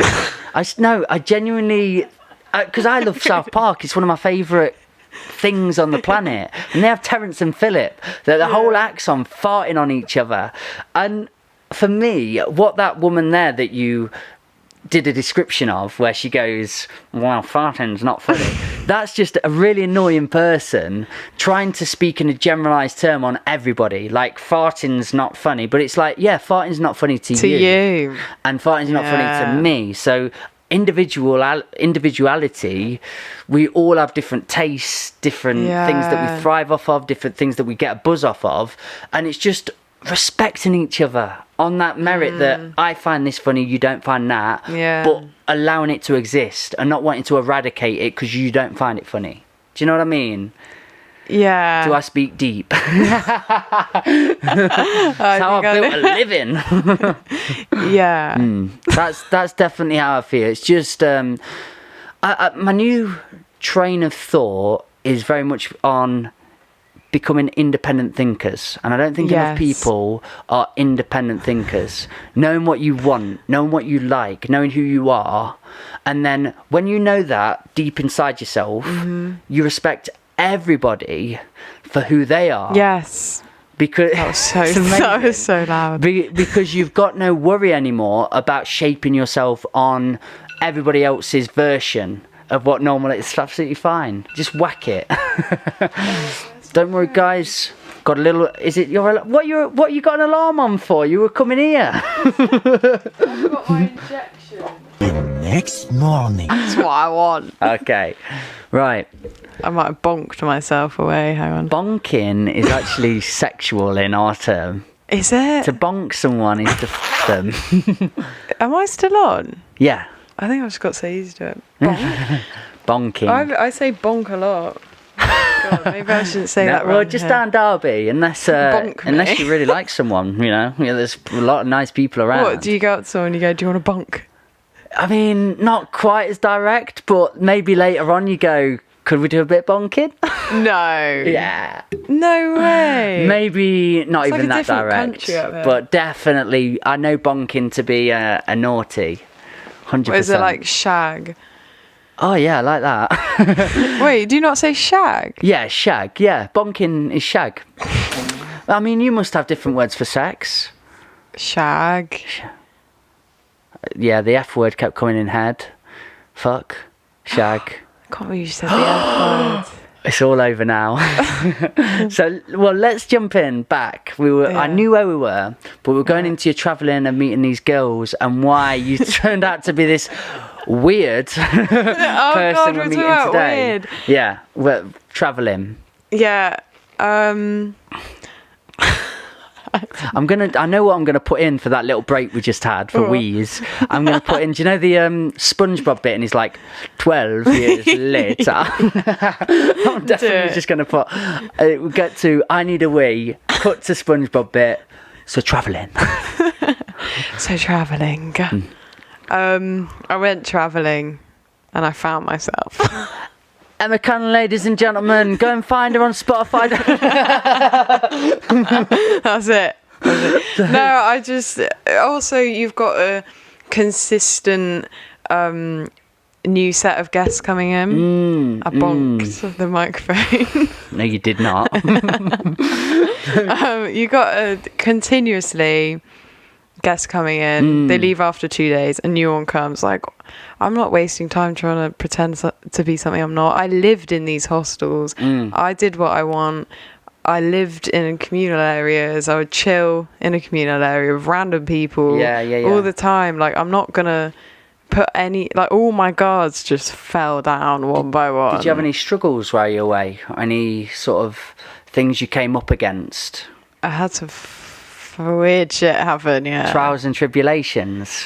What does that mean? Trials and tribulations. Just, weird shit. Yeah. Yeah, stuff that you come up against. Go on, hit us. What did you come up against? Definitely. I think probably one of the weirdest things that's ever happened in my life was in Budapest. Right. Like, I went to a boat party. I can't remember if I was working on that night or not. I don't think I was. All the guests and me went to a boat party. And I met a guy that I met in a cave earlier that day. So I mean, it was a nice cave, right? I went caving. Yeah, good. And I met a guy who's now like my best friend. Right. The image you brought to my head was you climbing down a mountain, swinging into this random cave point, and then there's a guy that's been living there for 20 odd years. No. And then going, I'm going to a boat party later. Well, I've not left this cave for 20 years, but I'm coming with you. No, I met a guy caving. I went caving. I met a guy and he was English because obviously I'm in Budapest, so not everyone was English. And he came over and he was like, hello. Hello, where are you from? Definitely not English. He was from, that's where I was going to go after here. Scarborough. Okay, yeah, that was my maybe that was Scarborough, definitely. Hello. Hello there. I am from Scarborough. And you're my new friend. So yeah, he came over and said that. He came over and was like, oh, you're English? And I was like, yeah, I'm English. And then he was like, so what are you doing? I was like, oh, I work at a hostel. And he was like, what hostel? I was like, so the hostel I worked at was called the Lazy. Wow, lazy. I haven't said it. The Lazy Muggle. Okay, like Harry Potter. I've never even seen Harry Potter, but it just makes me laugh so much. The Lazy Muggle. Because a muggle is a non-magic folk in the Harry Potter term. I don't know, I've never seen Harry Potter, but we called all the guests muggles. Broke my heart doing this, yeah. They were muggles in essence. If we're going on Potter theory. Yeah. Right. But so I met this guy. You took him back to the Lazy Muggle? No, and then he was like, oh, I'm staying at the Lazy Muggle. Cool. I was like, no way, I work there. Why? And then we just hit it off straight away. And now we're like best friends. But we went on a boat party. I think it might have been that night. And, boat party, got absolutely smashed. Yeah. And then we went to another club, and then we were walking home from that club to the hostel. And I saw a bar open at about 4-5 a.m. Yeah. There was like a restaurant bar open, so I walk in, obviously I'm like, wait, like what's going on? Like, why are you still open at 5 a.m? Oh. And there's like this massive big guy, like quite big, and he's like smoking this massive cigar. Right. And he's just like, it's a private party. I'm like, for him. And there's like people sat on this table here. Oh, there was like other people eating. there then.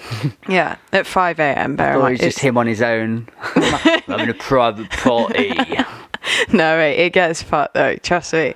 Like, so I walk in, I'm like, oh, private party, like, can I join? Because I'm just stupid. That sort of person. Basically. Yeah. And then we were chatting to him. I just realised I wasn't even with the Scarborough guy after all. That was a different night. I was with Didn't have to include that. It would have been a great story still. I was with a guy from Israel, and we went in together, and then this guy starts talking to the Israeli guy, and he's like, they're really getting on. They're speaking Hebrew together. Nice. And I'm like taking this massive guy's cigar. I'm like, can I have a bit of your cigar? I'm just like, oh, cheers, or whatever. And then he's like, right, guys, like, do you want a drink? And I'm like, yeah, obviously I want a drink. So he takes us over to this bar, and there's a bartender there. Bear in mind, it's at 5 a.m. Yeah. He's like, right, we're going to get them a drink. And he grabs a bottle that has no label on, no nothing. And I'm like, okay. And it's at this point I turn around. Bear in mind, when we walked in, there were people sat around a table. It looked like they were having an actual meeting. Right, like the Illuminati. Kind of. And I turn around and everyone's gone. And I'm like, okay, what the fuck is going on? And he starts I don't know, they've just gone. They've left. Okay. He starts talking to the bartender in Hungarian. Yeah. Talking about the drink, and I'm just like, Huh. okay. So he pours the drink, one for all of us, and he's like, here's a drink. And I'm like, at this point, I'm like, do you know what? It's all right. Like, I won't have the drink. He's like, you have to drink it. And I'm like, why? And he's like, it's a welcome drink. You have to drink it. And I'm like, I don't want to. And then at this point, 2 German guys walk past who also are staying at my hostel. They obviously heard my voice or something. They walk in and they're like, what's going on here?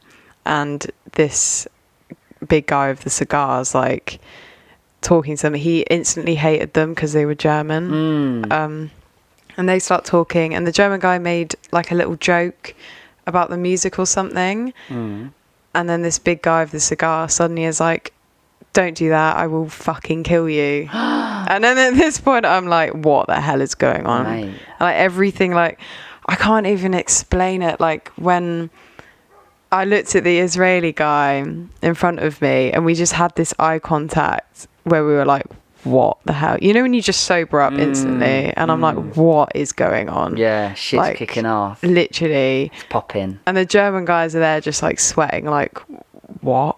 And then everything just freezes.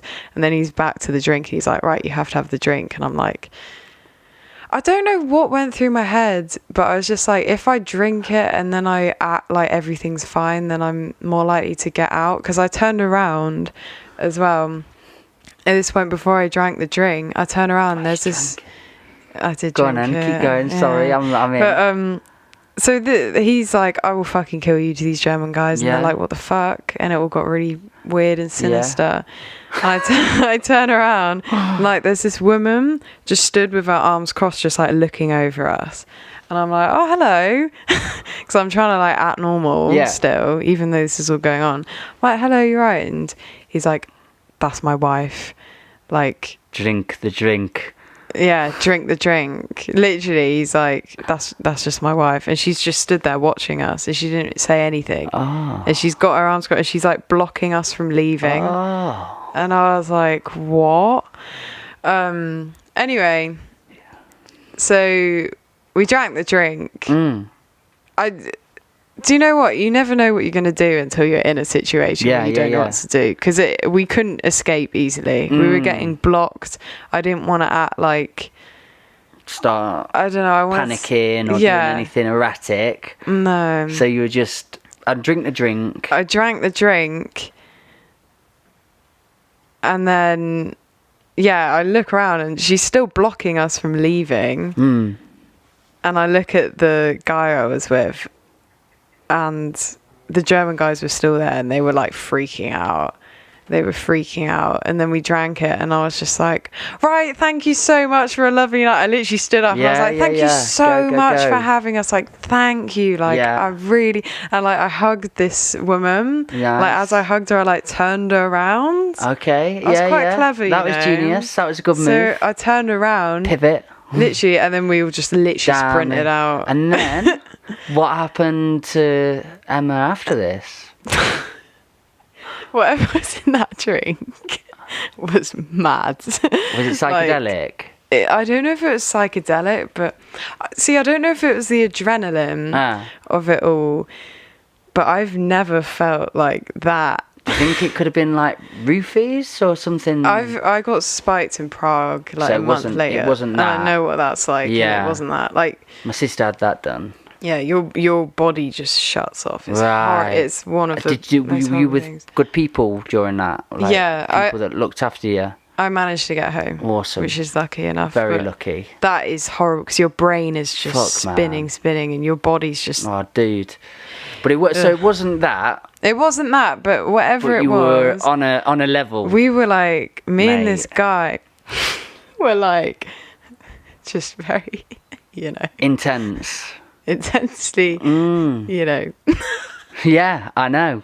Like that. But anyway, fucked up thing is, so me and this guy go back and we just, I don't know if I can say it. on the podcast. It's very not PG. It's 18 plus. So we go back. I don't want my mum to hear this. And enjoy each other's company. We enjoyed each other's company in a wonderful manner. In like literally like the communal part of the hostel. Right. Okay. Like Why wouldn't you? Why wouldn't you? So I woke up like loads of guests. Bear in mind, I worked there as well, and I was waking up the guests and stuff. Oh my god. So bad. Anyway, the fact of the thing is that the next day we walked past the same place and it was all boarded up with wooden borders. It was completely like boarded up with wood. Right. And nothing was there. And we were like, what the fuck? What the fuck was that? And why were there people? Why was there a bartender in there at 5 a.m. with no one else there? Why were they having a meeting? Why was I having a welcome drink? I mean, it sent you on cool journeys though, didn't it? But yeah. Mentioning wood. No, that's, yeah. I've been in them hairy situations. Hairy. And I kind of love it. I really enjoy it because my brain clocks on something completely revolutionary is going to happen. In terms of it's going to be something you've not imagined before. It's not a preconceived night. You're going to go through something here. And my body kicks in. It's all prepping up. I remember we were in South Africa and I was with my ex-partner at the time and she was really good looking. Like a really stunningly good looking girl from Surrey. And blonde and so on. And in South Africa... Johannesburg, to be more precise, it's pretty lawless. It's pretty lawless. And I lived out there for 8 months, but it was getting later on, and we thought we could just handle South Africa because we'd dealt with it for so long. But Joburg, you can't prep yourself for. So we got on a bus with loads of people, and we were the only white people on it, and my partner's very... good looking and at the time, and we start driving, and I remember I've said this before, but there was a dead body on the road and it hit rigor mortis, so it like stuck in position, and a guy came and sat next to me and he went, you are not safe here. You are not safe here. White people don't come here at this time. Shit. And we were like, oh man, here we go.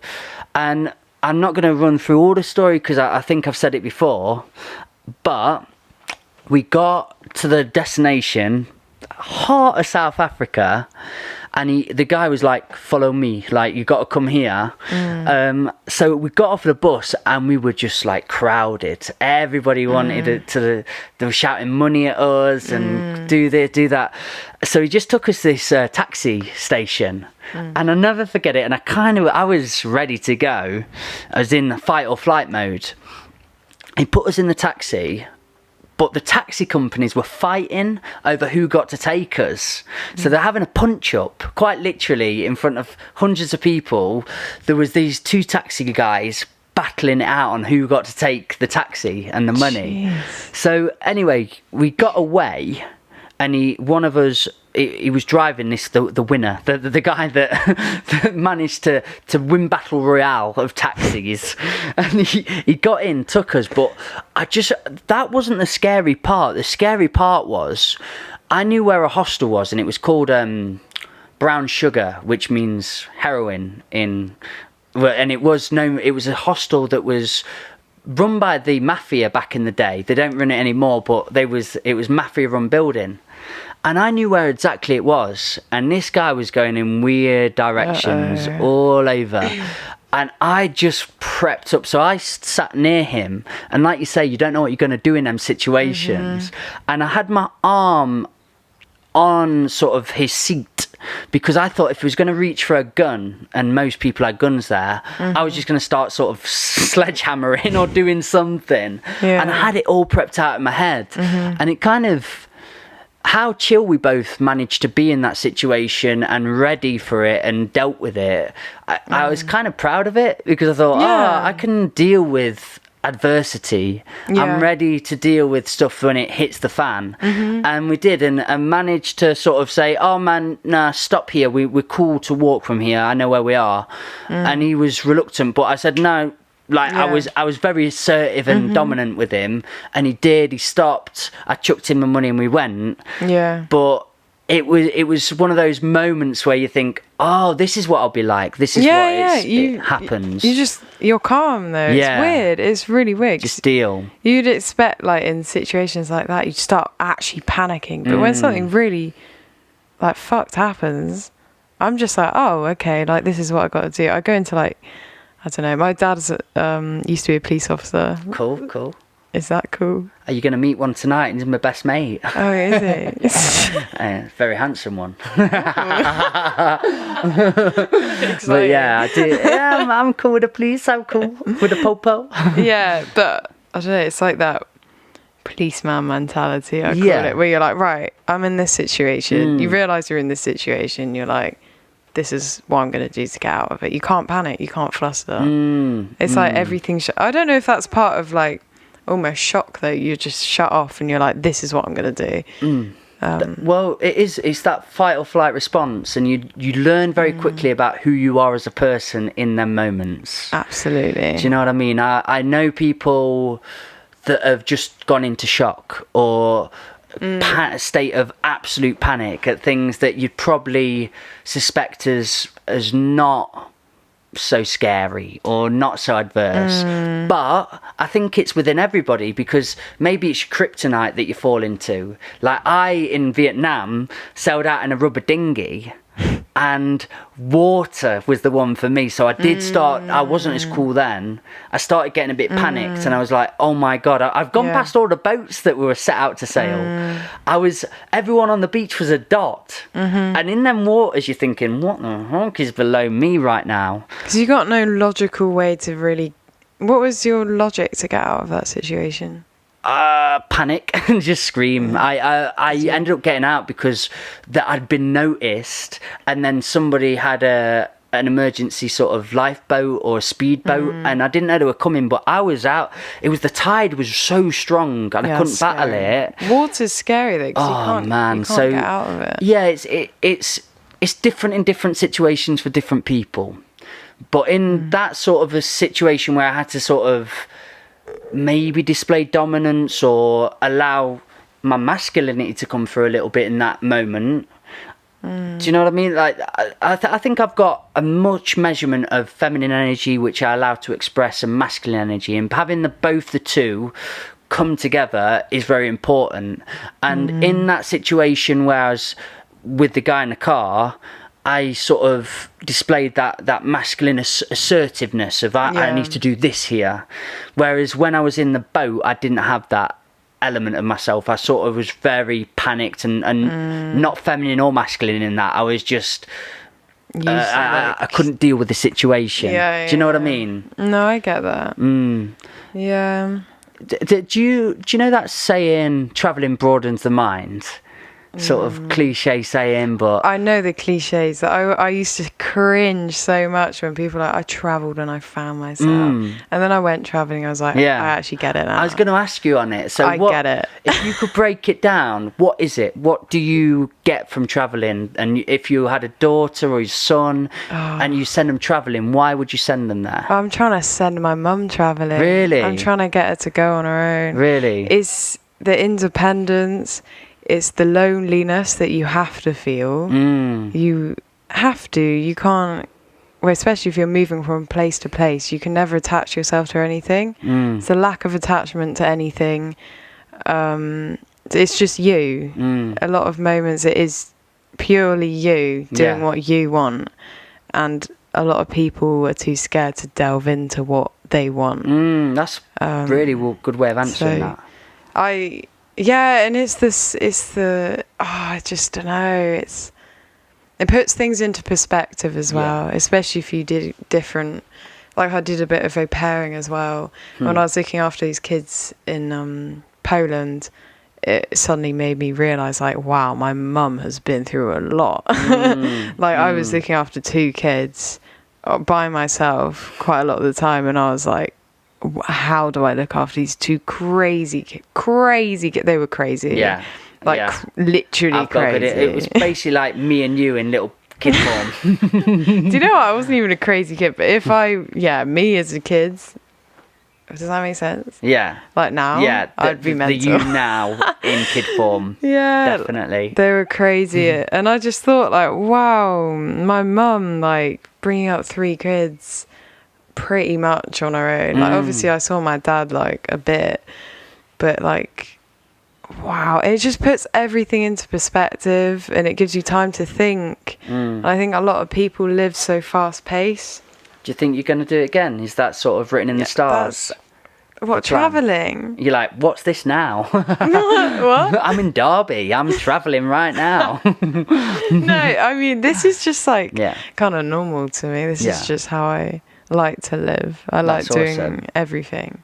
I like doing whatever. I don't think about... But going to different countries and continents is Oh God, definitely... I need... It's just COVID, isn't it? But Yeah. I can't even be asked to Yeah, get into that. yeah. But I would have carried on. But then it's like without COVID, and without lockdown, I wouldn't be doing music. I would not be doing what I'm Really? doing now. Yeah, no, I hadn't done anything before COVID Wow. properly. That's an interesting part of the journey. It is. Amazing. It is. So you're a traveller, you got away, you explored, enjoyed your life. Because when I talk to you, I forget you're so young.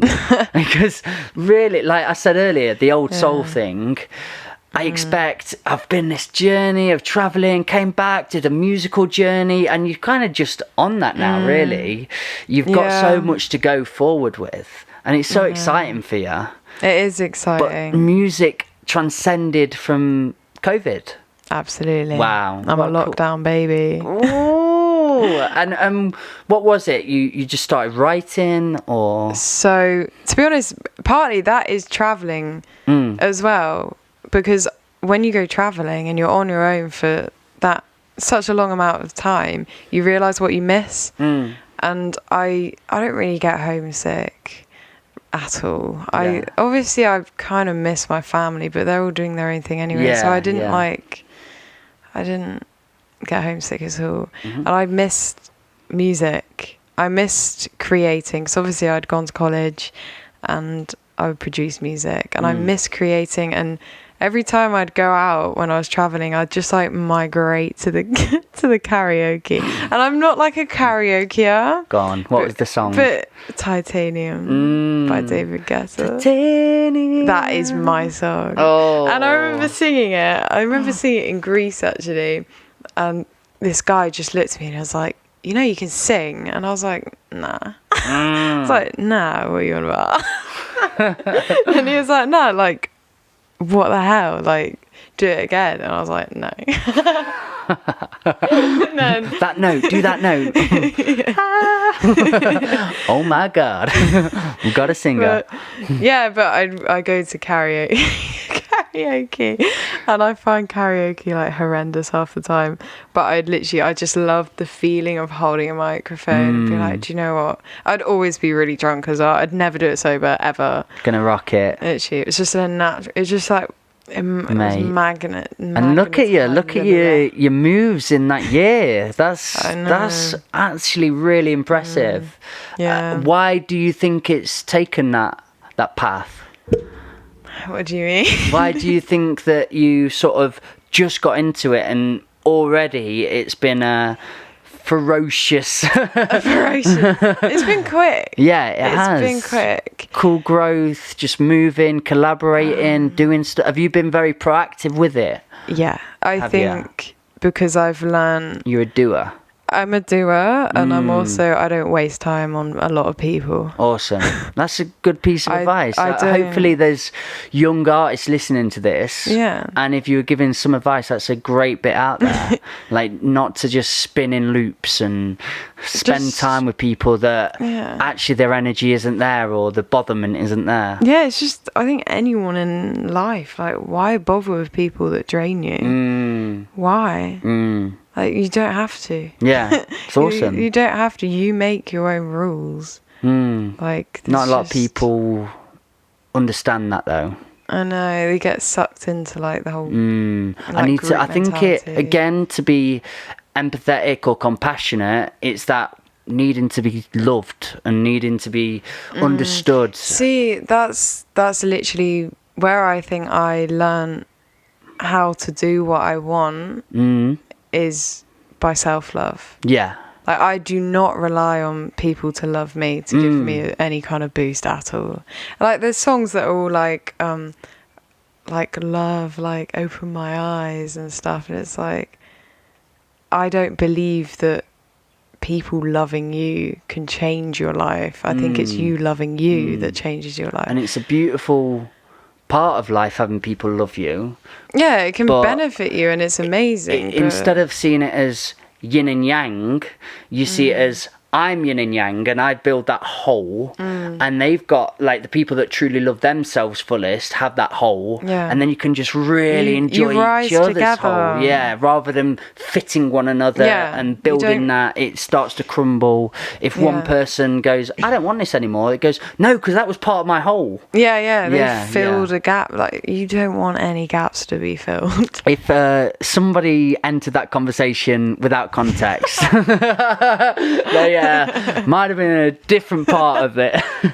But no, that's again, really cool advice, really good to go from. Like, love yourself, truthfully live your existence, and just meet them good people on the way. I love cliches if they can be understood and if they can be explained. If you can go, here's a cliche concept, but this is what it means, and you go, oh yeah, that's wicked.